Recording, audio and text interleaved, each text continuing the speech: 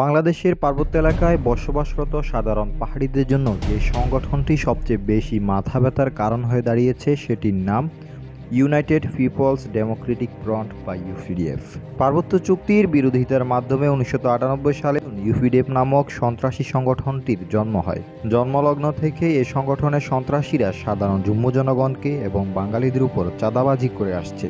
পূর্ণ স্বায়ত্তশাসন কায়েমের নাম করে ইউপিডিএফ সন্ত্রাসীরা নিরীহ পাহাড়িদের উপর ব্যাপকভাবে হত্যা, লুণ্ঠন, অগ্নিসংযোগ, ধর্ষণ, অপহরণ, চাঁদাবাজি সহ ব্যাপক নৈরাজ্য সৃষ্টি করেছে। ইউপিডিএফ সন্ত্রাসীদের এই চাঁদাবাজি এবং আধিপত্য বিস্তারের লড়াইয়ে সাধারণ বাঙালি এবং পাহাড়ি জনগণ প্রতিনিয়ত নির্যাতনের শিকার হচ্ছে। শুধু তাই নয়, এই সংগঠনের সন্ত্রাসীদের কাছে পাহাড়ি কোনো নারী নিরাপদ নয়। এছাড়াও পাহাড়ে বসবাসরত বাঙালিদের উচ্ছেদ করতে এই সন্ত্রাসীরা নানা সময়ে বাঙালিদেরকে নির্মমভাবে হত্যা, বাড়িতে অগ্নিসংযোগ করেছে। পাহাড়ে সশস্ত্র তৎপরতায় লিপ্ত থাকা পার্বত্য চুক্তি বিরোধী উপজাতীয়দের সংগঠন ইউপিডিএফ জুমুল্যান্ড প্রতিষ্ঠার মিথ্যা স্বপ্ন দেখিয়ে তাদের নিজ জাতিসত্তার সাথে বেইমানি করেছে।